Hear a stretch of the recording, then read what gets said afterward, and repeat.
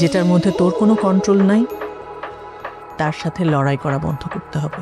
রফিককে ক্ষমা করে দেন। আমি নিজেও তো রফিকের পক্ষ হয়ে কতবার ক্ষমা চাইছি আপনার কাছে।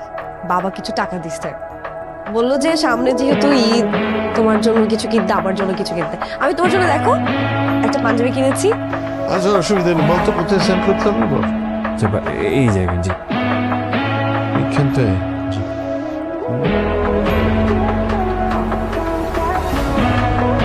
ছোট্ট একটি শহরে থাকতো একটি ছেলে, তার নাম ছিল তানিম।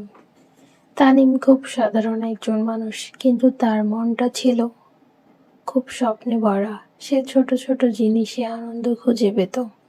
বৃষ্টির শব্দ, বিকেলে আকাশ, তার নদীর ধারে বসে থাকা। সেই শহরতেই থাকতো একটি মেয়ে, তার নাম নীরা। নীরা খুব হাসি খুশি ছিল। তার হাসি দেখলে মনে হতো যেন চারপাশে আলো ছড়িয়ে পড়ছে। একদিন বিকেলে তানিম নদীর ধারে বসেছিল। তখনই প্রথম সে নীরাকে দেখল। নীরা তার বন্ধুদের সাথে গল্প করছিল আর হেসে উঠছিল। সেদিনের পর থেকে তানিম প্রায় প্রতিদিনই বিকেলে নদীর ধারে যেত, কারণ সে জানতো সেখানে নীরাকে দেখা যাবে। ধীরে ধীরে তাদের মধ্যে কথা শুরু হলো, তারপর বন্ধুত্ব। দিনগুলো খুব সুন্দর কাটছিল। তারা একসাথে হাঁটতো, গল্প করতো, ভবিষ্যতে স্বপ্ন দেখতো। একদিন সূর্য ডোবার সময় তানিম সাহস করে বলল, নীরা, আমি তোমাকে খুব পছন্দ করি, হয়তো তার থেকেও বেশি। নীরা কিছুক্ষণ চুপ করে রইল, তারপর ধীরে ধীরে হাসলো, আমিও। সেই দিনটা ছিল তাদের জীবনের সবচেয়ে সুন্দর দিন। কিন্তু সুখের দিনগুলো সব সময় একই রকম থাকে না। কয়েক মাস পরে নীরা অসুস্থ হয়ে পড়ল। প্রথমে সবাই ভাবলো এটা ছোটখাটো অসুখ, কিন্তু ডাক্তার জানালেন রোগটা খুব জটিল।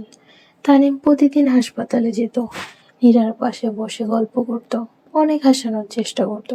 একদিন নীরা খুব শান্তভাবে বলল, তানিম, যদি আমি একদিন চলে যাই, তুমি কি আমাকে ভুলে যাবে? তানিম চোখে জল নিয়ে বলল, না, আমি কখনো তোমাকে বলবো না। নীরা মৃদু হাসলো, তাহলে মাঝে মাঝে এই নদীর ধারে এসো, আমি হয়তো বাতাস হয়ে তোমার পাশে থাকবো। কিছুদিন পর এক সকালে খবর এলো, নীরা আর নেই।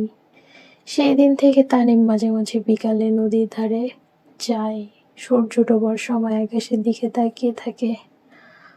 তার মনে হয় শেষ বিকালের আলোয় কোথাও না কোথাও নীরার হাসিটা এখনো লুকিয়ে আছে। নীরা চলে যাওয়ার পর তানিমের জীবন যেন থমকে গেল। শহরে সবকিছু আগের মতোই ছিল, নদী, আকাশ, বিকেলের সূর্য। কিন্তু তানিমের কাছে সবকিছু ফাঁকা লাগতো।